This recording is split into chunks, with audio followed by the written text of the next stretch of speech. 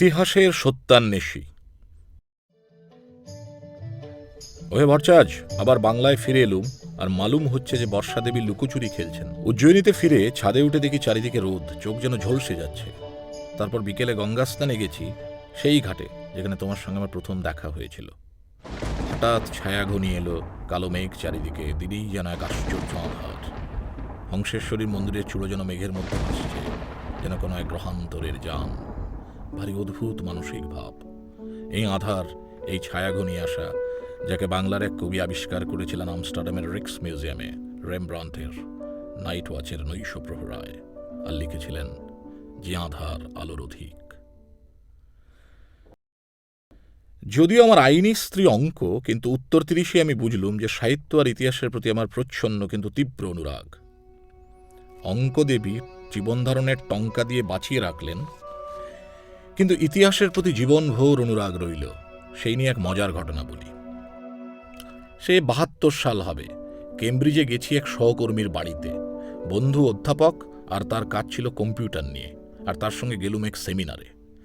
কেমব্রিজে Alan Turing বিশুদ্ধ গণিত আর ভবিষ্যতের সকল যন্ত্রের মধ্যে একটি সূত্র আবিষ্কার করেন। তুমি যে কোনো কম্পিউটারই বানাও না কেন, টুরিং তার ভেতরের খবরাখবর জেনে বসে আছেন। সেই সেমিনারে দেখা হলো এক ইংরেজ ভদ্রলোকের সঙ্গে। লম্বা, মোটাসোটা, মুখটা যাকে বিবেকানন্দ বলতেন ওলবাটা মুখ, সেই রকম ইংরেজ। তিনি অকুণ্ঠভাবে বললেন যে ইতিহাসে তার কোনো প্রথাগত শিক্ষা নেই, আর তিনি জানতে চান সত্যি কি ঘটেছিল। এই নিয়ে গত 10 বছর ধরে তিনি অনুসন্ধান করছেন। যে ইংরেজ মাসবেড়েতে আমার অম্লান কৈশোরের নায়ক ছিলেন, সেই শার্লক হোমসের কথা মনে হল। আমি তাকে সে কথা বলতেই তার মুখ উজ্জ্বল হয়ে উঠল। সে বললে, তার কথাটি আজও আমার মনে আছে, ও yes, all the forensic evidence of history must be brought to study history to know what really happened.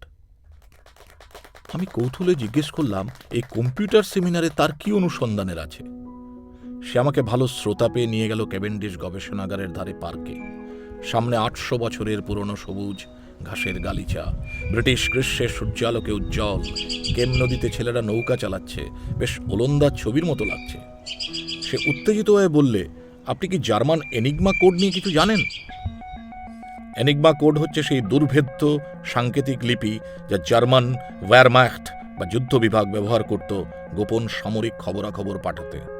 ১৯৪০ সালে দ্বিতীয় বিশ্বযুদ্ধের সময় এই কেমব্রিজেই সেই এনিগমা কোডের সংকেত ইংরেজরা ভেদ করে, আর তাতে টুরিংয়ের অসাধারণ অবদান ছিল। সে বলতে লাগলো যে ১৯৪০ সালে এই বিষয়টি পরিষ্কার হয়ে গিয়েছিল যে জার্মানরা এই যুদ্ধ জিততে পারবে না। তাহলে বলুন তো, যুদ্ধ আরো ৫ বছর কেন চলল? আমাকে নীরব দেখে সে বলল, এই প্রশ্ন তাকে চঞ্চল করে তুলল, আর সন্দেহের তীর চার্চিলের দিকে। এই অনুসন্ধানের ফলে তাকে ২-১ বার জেলেও যেতে হয়েছে। অজস্র অপমান, অর্থদণ্ড মামলা সবই হয়েছে, কিন্তু সে অনড়। আমি তাকে বললাম, আপনাকে জেলে যেতে হলো কেন? সে বলল যে এই এনিগমা কোড নিয়ে অনুসন্ধান প্রকাশ করার সময় সে জানতে পারল এই কোডের বিষয়ে ব্রিটিশ উচ্চতম মহলে গভীর নীরবতা, কিন্তু সেও নাছোড়বান্দা। জার্মান আর ইউরোপীয় আর্কাইভ মন্থন করে সে জানল সেই এনিগমা যন্ত্র ব্রিটিশ আর আমেরিকানরা দুর্ভেদ্য বলে অজস্র তৃতীয় বিশ্বের দেশে চড়া দামে বিক্রি করেছে।